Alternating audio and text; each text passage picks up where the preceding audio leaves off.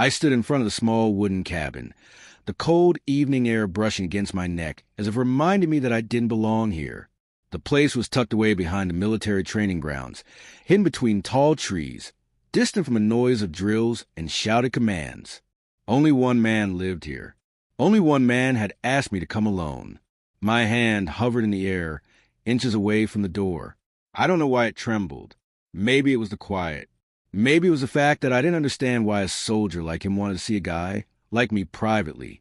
Or maybe it was because the last time I saw him, he had pulled me out of the kind of danger I never imagined myself surviving. I let out a slow breath, and that simple sound pulled me back into the memory, back to the night everything shifted. It had been dark then, too, but the darkness wasn't peaceful like now. It was sharp, tense, full of the whispers and footsteps of the thieves circling me. I remembered clutching my bag tighter, trying to walk faster, pretending I didn't hear the low laugh behind me. One of them shoved me first. I stumbled. The second grabbed my shirt. The third pressed something metal against my back and told me to keep quiet. I thought that was it. And then, out of nowhere, a voice like thunder cracked through the street. Let him go. Even now, standing outside his cabin, the memory of that voice sent a shiver down my spine. Deep, steady, commanding without even needing to shout. I turned my head that night and saw him walking toward us. Tall, broad, built like some kind of carved statue with strength packed into every inch. A bodybuilder-shaped silhouette, but controlled, disciplined, not wild. The kind of man who knew exactly what he was capable of. Marcus. I didn't know his name then, but I knew the feel of safety when it reached me. The thieves didn't stand a chance. He moved like he'd done this 100 times, not reckless, not angry, just efficient. A wrist caught, an elbow twisted, a shove that sent one crashing into the wall. When the rest ran, he didn't chase. He just looked at me with those deep, unreadable eyes and asked if I was hurt. His voice softened when he spoke to me. Smooth, low, almost warm. I never forgot that switch. Power on the outside, calm on the inside. That night, he gave me a brief nod, told me to get home safely, and walked away into the shadows like some kind of guardian I didn't deserve.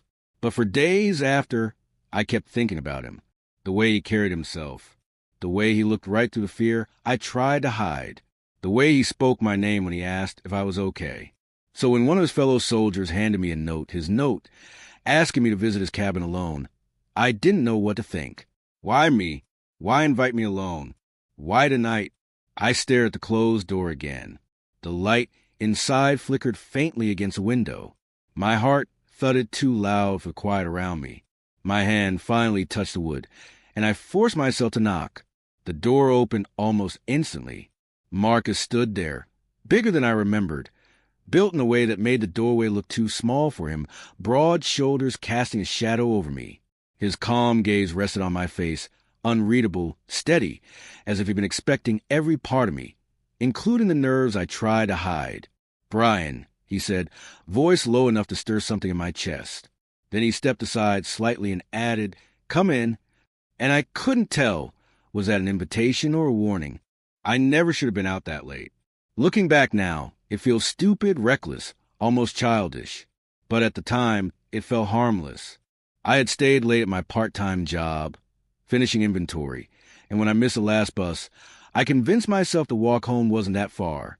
I kept telling myself I'd done it before, that the streets weren't as dangerous as people said, that nothing bad ever really happened.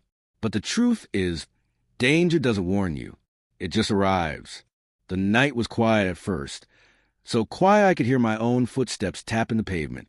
Streetlights flickered, casting long shadows that stretched across the sidewalk like grasping fingers. I had my headphones in, half distracted myself with music, when I noticed the first shape behind me, a soft scuff of a shoe, then a second, then the sudden, unmistakable feeling of being watched. I turned off the music. My heart sped up, but I kept walking, trying to look calm. A voice in my head whispered that maybe they weren't following me, that maybe I was imagining it. Then one of them laughed, a low, mocking, intentional sound, and the illusion broke. "Hey, pretty boy," someone called from behind me. I didn't turn around. I walked faster. Too fast. A hand grabbed the back of my shirt, yanking me so hard I almost fell. Another blocked my path, stepping in front of me with a grin that didn't reach his eyes. There were 3 of them, maybe 4. My memory blurs at that part, a mix of fear and darkness and adrenaline. "Were you rushing off to?" the one in front asked. He smelled like cigarettes and sweat, the kind of smell that made my stomach twist. I don't want trouble. I managed." "You already found it," another said, pressing something cold and sharp against my back. A knife, or maybe something worse. It didn't matter. It was enough. My thoughts scrambled like frightened birds. Should I run? Shout? Fight? But my body was frozen. Completely, helplessly frozen. One of them reached for my bag. Another ran a hand over my pocket, checking for my wallet. I remember trembling so badly my legs nearly gave out. My breath was shallow, loud, pathetic. I hated that they could hear the fear in it. "Relax," the knife wielder whispered behind me. "We just want your stuff. Unless you feel like making it fun." My throat went dry. That was the moment I truly thought I might not survive the night. Then a voice exploded through the alley like thunder tearing the sky. I said, "Let him go." Everything froze. The thieves stiffened. I turned my head slowly, afraid to hope, afraid to move, and then I saw him, a man walking toward us with the steady confidence of someone who didn't need to prove anything. Tall, broad, shoulders thick with muscle that strained against his black t-shirt. His arms looked like carved stone, his posture rigid with military discipline. He didn't shout again. He didn't need to. One of the thieves scoffed. "Mind your business, man." Marcus didn't even blink. "That is my business." He closed the distance fast. Too fast. The thief holding my shirt tried shoving me aside to face him, but Marcus caught the man's wrist midair with a movement so clean, so practiced. It looked unreal. With a twist, sharp, precise, he forced the man to the ground.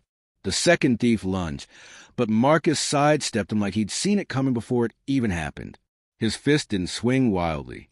They landed with intention, with control, with force that came from years of discipline. The sound of knuckles hitting flesh cracked through the alley. 2 ran. One was groaning on the ground. Another tried to rush Marcus from behind, but Marcus grabbed his shoulder and slammed him into the wall hard enough to knock the breath out of him. The entire fight lasted maybe 30 seconds. 30 seconds that felt like witnessing a storm with a human face. My knees wobbled. My heart hammered. I felt lightheaded, terrified, and impossibly relieved. Marcus turned to me next, not with anger, not with aggression, but with a slow, steady breath as if switching from warrior to caretaker in an instant. "You're safe now," he said. His voice, that voice. Deep, smooth, steady enough to calm my shaking on the spot. He stepped closer, but he didn't touch me until he saw I wasn't backing away.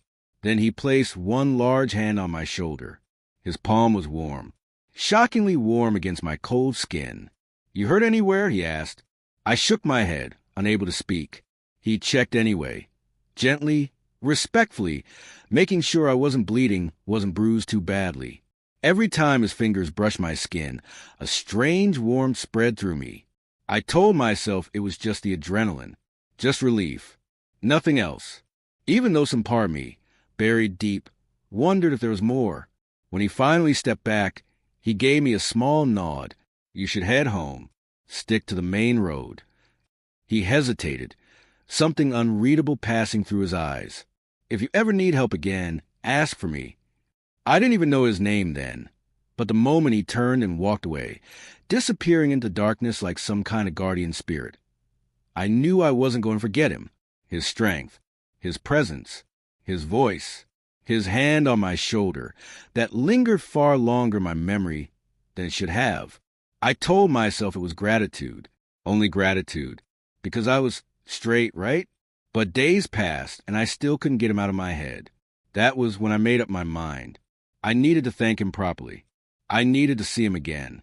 The day I finally gathered the courage to visit Marcus, my palms were sweating so badly I kept wiping them on my jeans. I must have checked his handwritten note a dozen times on the way, as if the words might suddenly vanish. Come to my cabin. Alone. No explanation. No reason. Just that invitation. Simple, direct, and impossible to ignore. The military training grounds were only a few miles from town, but walking toward them felt like stepping into a different world. The closer I got, the louder the sound became. Boots hitting dirt, men yelling drills, metal clanging. Discipline lived in the air like a physical presence. I felt small instantly, like an intruder. At the outer security point, a soldier stopped me with a raised brow. "Civilian areas back that way," he said. I'm here to see someone." I answered, holding out Marcus's note. "Sergeant Marcus." He asked me to come. The soldier's expression changed the second he saw the signature. His posture straightened. His eyes sharpened, not suspicious anymore, but curious. "You're here for him?" he asked. I nodded, trying not to let my voice shake. "Yes." He let out a small whistle. He doesn't invite people. Then he leaned in slightly, lowering his voice. "If he asked you to come, it means something." The words hit me harder than they should have. It means something. What did it mean? Why me? What did he expect from me? I swallowed hard. "So, where's his cabin?" The soldier pointed past the main camp, toward a line of thick trees. "Follow the dirt path until the noise disappears. You'll see a wooden cabin by itself. He likes privacy." Privacy. The word didn't help my nerves. As I walked past the training zone, some of the soldiers glanced my way, their eyes lingering with curiosity or maybe surprise. A few whispered to each other. I didn't know if they recognized me from that night, or if simply being associated with Marcus was enough to draw attention. Marcus wasn't just another soldier here. That much was obvious. Men moved out his path when he walked by. They listened the moment he spoke. Not out of fear, but respect. The deep kind. The kind earned, not demanded. That alone made my stomach twist with uncertainty. Why would someone like him care about someone like me? The camp faded behind me as I stepped into the forest path. The sounds of drills and shouts slowly disappeared until all I could hear was the crunch of leaves under my shoes and my own heartbeat pounding. The air smelled like pine and damp earth. Sunlight filtered through branches, painting shifting patterns on the ground. It should have been peaceful, but my nerves wouldn't let it be. I kept replaying everything. Him saving me, his hand on my shoulder, the way his eyes softened when he looked at me. Every memory made something warm coil inside my chest. Something I pretended not to understand. Why am I feeling this way? Why am I excited? Afraid? Both? By the time the cabin came into view, I had no answers, just a racing heart. It was small but solid, made of dark wooden logs, with a single window and a faint trail of smoke curling from a chimney. A place far from everything, quiet enough that even whispers would feel louder here. I stepped onto the small porch. The wood creaked under my weight. And then, before I could knock, the door opened. Marcus stood there. He was wearing a tight black t-shirt again, muscles stretching the fabric across his chest and arms. His presence nearly filled the doorway. He looked at me the same way he did the night he saved me. Steady, unreadable, like he was seeing more than I wanted him to. I tried to speak, but my voice caught. "Hey, I..." "You came?" Marcus said, his voice low and smooth. I nodded, feeling suddenly too warm. "You invited me." His eyes flicked over me briefly, not in a judging way, but as if checking if I was all right just like before. Then he stepped aside. "Come in." I hesitated only a second before walking past him into the cabin. The inside was warm, lit by a small lamp on a wooden table. Simple, clean, lived in. The scent of coffee and forest filled the room. Then I heard it, a soft click. I turned. Marcus had closed the door and locked it behind us. The moment the lock clicked, a tiny jolt ran through my body. Not fear exactly, but something sharper, something I didn't have a name for. Marcus didn't move right away. He just stood there for a few seconds, his back to the door, his hand still resting on the lock. His broad shoulders looked even larger in the warm cabin light. Then he finally turned toward me. His eyes were steady, controlled, the way they had been the night he saved me. But now there was something else behind them, something searching. "Why did you come alone?" he asked. His voice was deep but quiet, almost careful. I swallowed, trying to keep my breathing steady.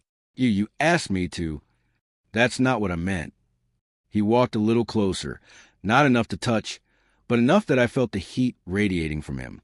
Most people would have been too scared, or they would have brought someone with them, but you didn't. I looked away, suddenly unable to hold his gaze. I wanted to thank you, properly, for that night. A slow smile curved the side of his mouth, small but unmistakable. Not cocky, not mocking, just knowing. Thank me, he repeated, the word rolling off his tongue like he was tasting it. That's what you think this is about? My heart thumped in my chest. Isn't it? Marcus studied my face for a long moment, long enough that I felt exposed, like he could see every thought I was trying to hide. No, he said quietly. It's not. I didn't know what to do with that answer. My fingers curled against my sides, trying to hide the subtle tremble in them. He took a single step closer. When I found you that night, he said, you were terrified. Anyone would be, but there was something else too. I froze. Something in your eyes, he continued. Not just fear, confusion, softness, and a pull you were trying to fight. My throat tightened. A pull. His gaze held mine firmly. Attraction. The word hit me like a physical touch. My breath hitched, and I felt heat crawl up my neck. That's not, I wasn't, I stammered, but the denial came out weak, trembling, almost childish. Marcus's expression softened. He didn't laugh. He didn't look smug. He didn't push. He just watched me, patient, like he expected this reaction and wasn't judging me for it. You don't have to lie, he said gently. I'm not lying, I insisted, but my voice shook, betraying me. He took another slow, steady step forward. Now he was close enough that I had to tilt my head slightly to meet his eyes. His presence filled the space between us, warm and grounding. You don't have to understand everything right away, he said. I didn't understand myself at first either. That sentence caught my attention. What do you mean? Marcus let out a low breath and glanced toward the window, as if gathering his thoughts. When he looked back at me, something vulnerable flickered in his gaze, something I had never seen in him before. I'm gay, Brian, he said. I've known for years. But in the Army, that truth isn't simple. I didn't speak, not because I didn't have questions, but because I sensed he needed space to keep going. In a place full of men trying to out-tough each other, he continued, being different can get you isolated, or worse. His jaw tightened slightly. So I learned to hide myself. The idea of someone like him, strong, confident, disciplined, having to hide anything felt strange, almost wrong.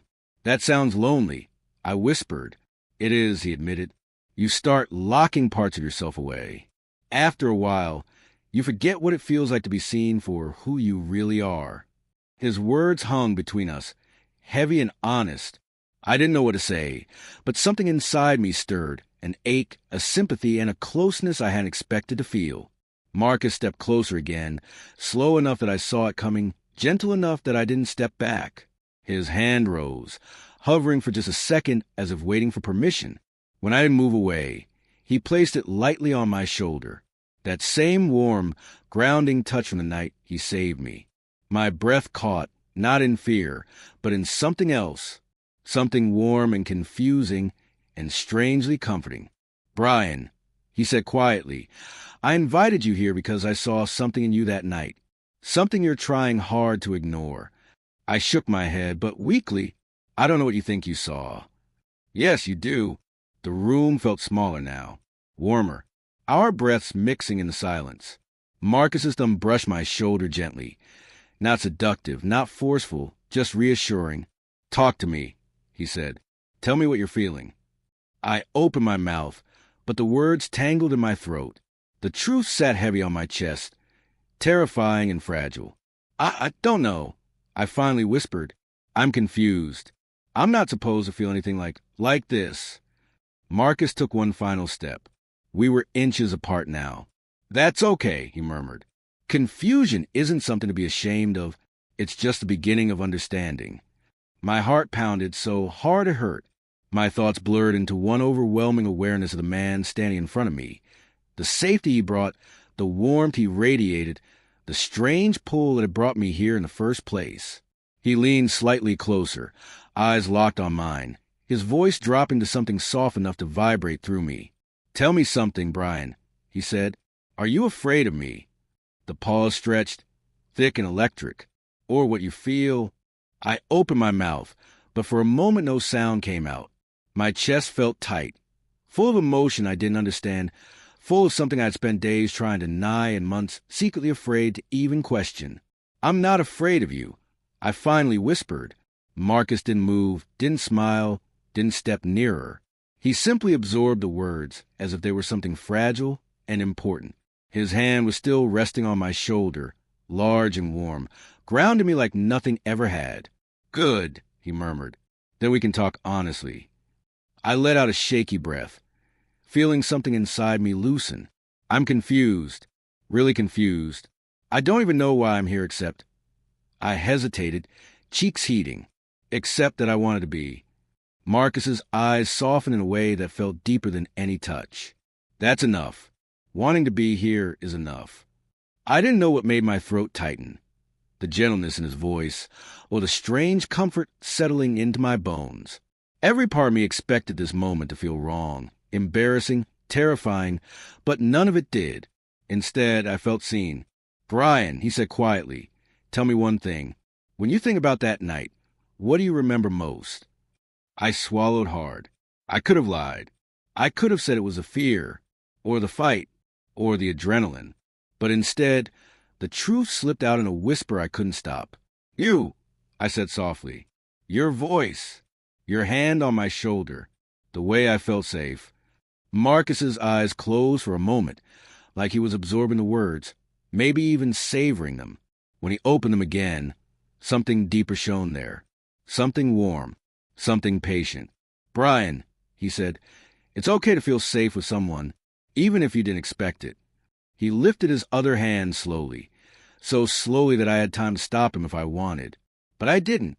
He let his knuckles brush along the side of my arm, barely touching, feather-light. A question, not a demand. "You can tell me to stop," he whispered, "whenever you want." I didn't speak right away. My mind was scattered with contradictions. I'm straight. I'm not supposed to feel this. Why do I want him closer? What does this mean? Why does this feel right? But my body knew before my voice did. "It's okay," I breathed. You can keep going." Marcus exhaled, a soft, relieved sound, as if he was afraid I'd break if he wasn't careful. He stepped closer, the warmth of his body radiating into mine. His hand moved up to gently cup the side of my neck, but he did it with such care that I felt no pressure, only presence. "Brian," he said quietly, "you're shaking." "I know," I whispered. "I don't know why." He leaned in slightly, not touching me beyond his hand on my shoulder and neck. "Maybe because you're finally letting yourself feel what you tried to bury." I closed my eyes for a moment, because the truth in his voice felt like too much. "I don't know what I'm feeling." "You don't have to." His thumb brushed my skin softly, gentle, comforting. "Just be here with me. That's all." I opened my eyes, and he was looking at me with an expression I had never seen on another person. Something protective, tender, almost hopeful. "Why me?" I whispered. "Why did you invite me?" He hesitated before answering. "Because when I saw you that night, you reminded me of myself. Someone trying so hard to be brave, they forget they're allowed to be cared for." His gaze deepened. "And because you looked at me like you saw more than the uniform." I felt my breath stutter. "I didn't mean to." "I know," he murmured. "But you did." His thumb brushed a slow line along my jaw, so gently it felt like an apology for every moment of confusion I had endured alone. "Brian," he said, "you deserve affection. Real affection. Not judgment. Not fear." Something inside me cracked open at that. Something I didn't know was breakable. My eyes burned, and I turned my face slightly into his hand without thinking. "I don't know what this means," I said, voice small, "but I know I don't want you to stop." Marcus's breath caught, barely, but enough that I heard it. He moved closer, his chest inches from mine, his body heat wrapping around me like a protective hearth. "I won't rush you," he whispered. "I won't push you. I'm here because you came to me, and because you matter." Those words hit me harder than any touch. No one's ever said that to me. I confessed. "Then they should have," he said gently, "and it's not too late for you to realize it." The room felt quieter now, but full of warmth, of tension, of something unspoken growing between us. Marcus leaned his forehead toward mine, pausing just before he touched, silently asking if it was okay. My breath trembled. "Yeah, it's okay." Our foreheads met softly. Nothing more, nothing less. A simple touch. But it felt like something inside me aligned for the first time, like I was waking up from a version of myself that never fit. Marcus closed his eyes, and his hand slid down to rest over my chest, feeling my heartbeat. "You're not straight, Brian," he said softly, carefully, not as a label, but as an observation. "At least not as straight as you thought. And that's okay." I didn't argue. I didn't deny it. Because in that moment, standing there with him breathing softly against my skin, confusion didn't feel like a threat anymore. It felt like discovery. "I don't know what I am," I whispered, "but I know I'm drawn to you. I can't explain it." "You don't have to explain it." Marcus's hand stroked the side of my face gently. "What you feel is real, and it's yours." His thumb brushed my cheek, slow and careful, as if afraid to break the moment. "This isn't about lust," he said. "It's about connection. Let yourself feel it." I let out a shaky breath. "I am." He pulled me into a careful embrace, not tight, not forceful, just arms around me, warm and strong, holding me like I was something worth protecting. I melted into him before I could stop myself. For minutes, neither of us spoke. He held me like he had all the time in the world, like he had no expectations, like he just wanted me to breathe. And for the first time in a long time, I did. When he finally pulled back just enough to look at me, his voice dropped to a gentle murmur. "Brian, this moment doesn't have to define you. It can just be." A warmth spread to my chest. New, confusing, but good. What if I wanted to define me? I whispered, barely audible. Marcus's eyes darkened softly, not with lust but with depth. "Then let it. Let it change you. Let it show you what you're capable of feeling." His hand slid down my arm slowly, tenderly. "Just answer me one thing," he said, stepping close again. His breath brushed my skin. "Are you afraid of me?" He leaned in, voice nothing more than a breath. "Or of what you're becoming with me?" Sunlight was the first thing I felt. Warm, gentle, sliding over my face like a quiet reminder that the world was safe again. Safe in a way it hadn't felt in years. My eyes blinked open slowly, and for a moment, I didn't know where I was. Wooden ceiling, soft sheets, a faint smell of coffee drifting through the room, and then it all settled back into me, like a tide rising. Marcus, his cabin. Last night, I sat up slowly, feeling a strange calm settle in my chest where anxiety usually lived. I expected panic, regret, confusion clawing at my throat, but all I found was peace. My heartbeat wasn't racing, my hands weren't shaking. I just felt warm, grounded, almost weightless. From the small kitchen area, I heard the soft clatter of dishes. Then his voice, deep, steady, familiar now. "You're awake." I turned my head, and there he was, standing over a tiny stove, a mug in his hand, wearing a gray tank top that clung to his broad shoulders. The morning light made him look softer than last night, less of the forceful, unshakable soldier, more of the gentleman underneath. "Yeah," I murmured. "I think so." He gave me a small smile, the kind that felt private, like it existed only for me. "Good. Breakfast is almost ready. I didn't know how you like your eggs, so I made 3 kinds." I blinked. 3. He shrugged one shoulder. Couldn't decide. A laugh escaped me, quiet but real, the kind that comes from somewhere deeper than the throat. I swung my feet to the floor, hesitating for a moment before standing. He noticed.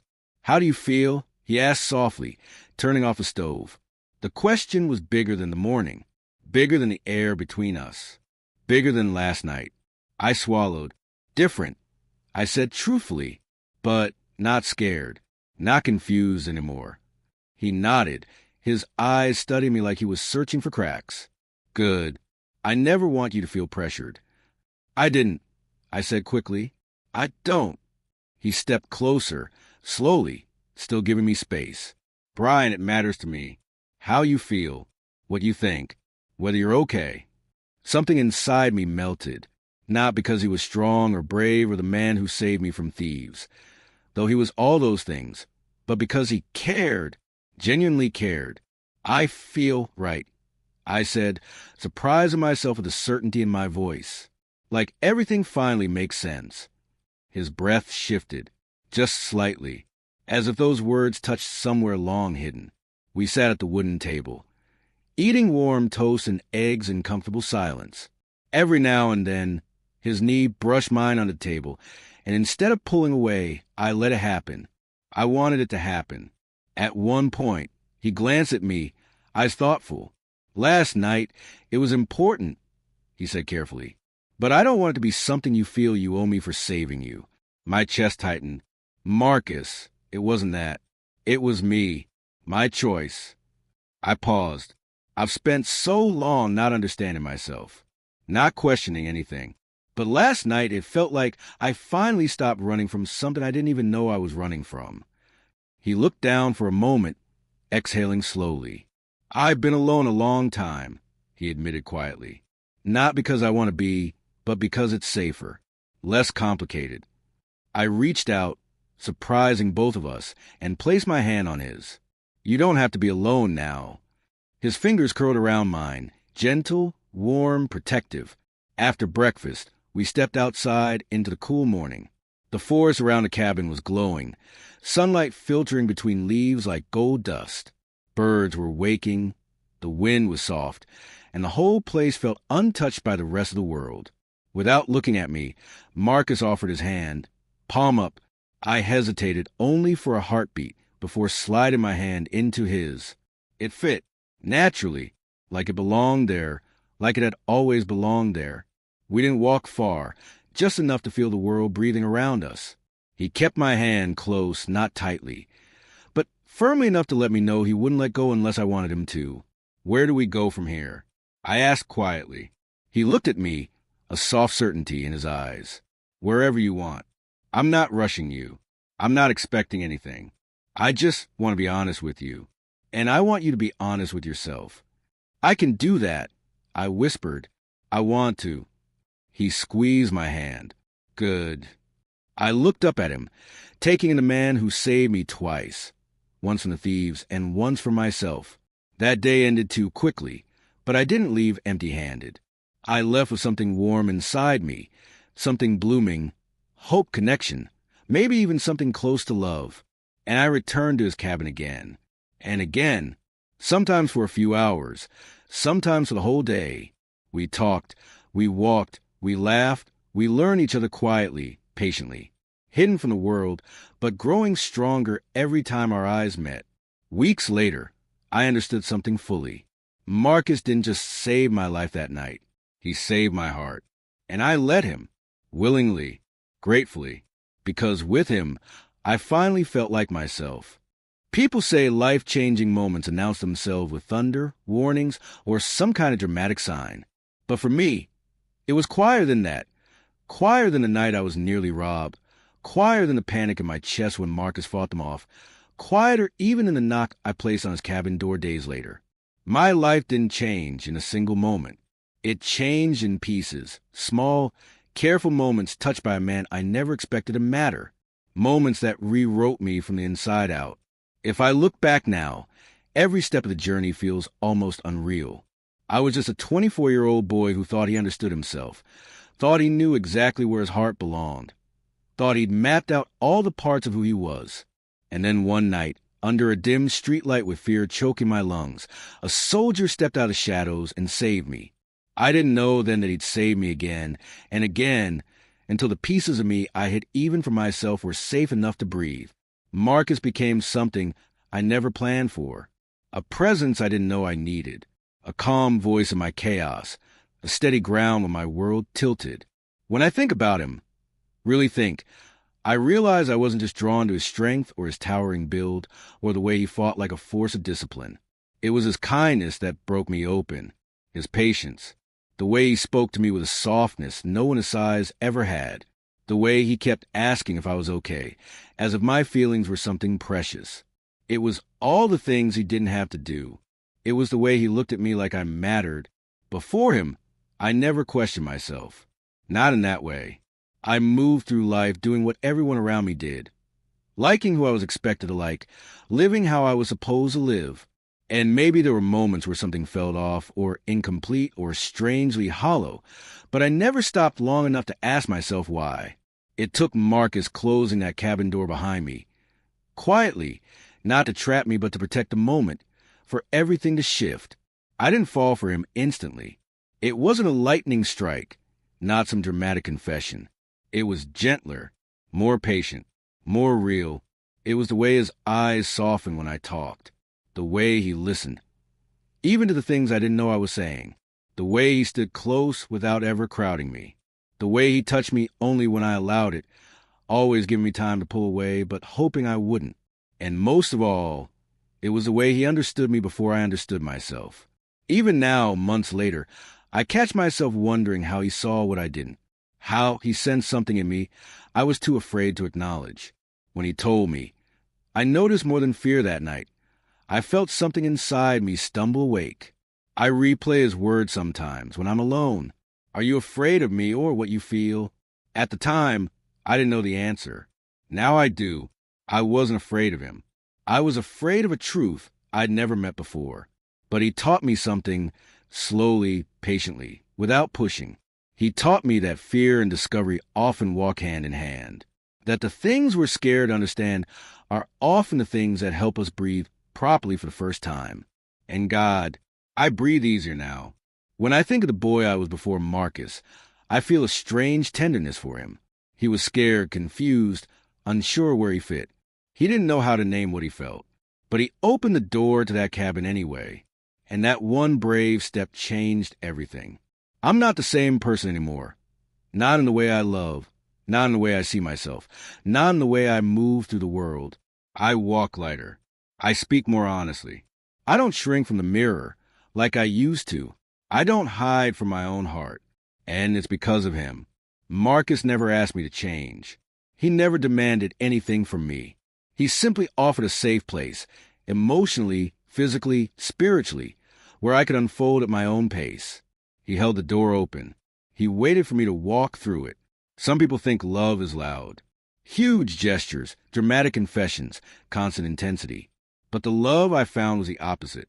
It was the quiet of early mornings in his cabin, when he'd hand me coffee without a word. It was the warmth of his palm against mine every time I reached for him. It was the comfortable silence when we walked through the woods together. It was the way he'd say my name like it meant something, to him and to me. Love wasn't the punch of adrenaline in the night. He saved me. It was the peace that came after. And the truth is, discovering a feeling you never expected can be terrifying. It shakes the ground under your feet. It challenges everything you've built your identity on.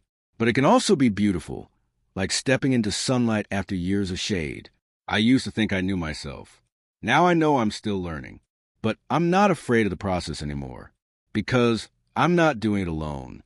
Marcus still lives in that wooden cabin on the edge of the military zone, and I still find myself walking there more often than I ever admit out loud. Sometimes I stay an hour. Sometimes I stay the whole night. Sometimes I tell him things I've never told anyone, and he listens with that same steady presence that calmed me the first night we met. He has become my anchor, my safe place, my quiet truth. And every time I leave, he watches me go with that same gentle look, the one that says, I'll be right here when you come back, which I always do, because what I found with him is more than attraction, more than confusion turned clarity, more than a new understanding of myself.